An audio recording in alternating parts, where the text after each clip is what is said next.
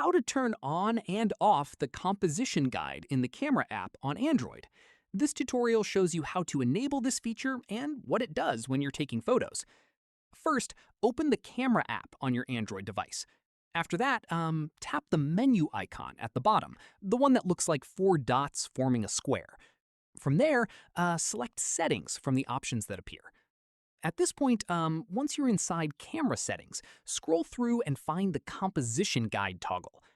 In the next step, tap the toggle to turn it on.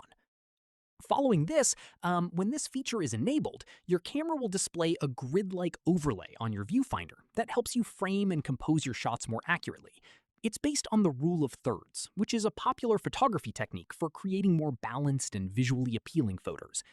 Once done, it's especially useful if you're someone who takes a lot of photos and wants to improve the framing without having to think too much about it. Finally, if you find the overlay distracting or don't need it anymore, simply come back to camera settings and tap the toggle to switch it off. If this helped you out, give it a like, subscribe for more Android tutorials, and tap the bell for updates. See you in the next one.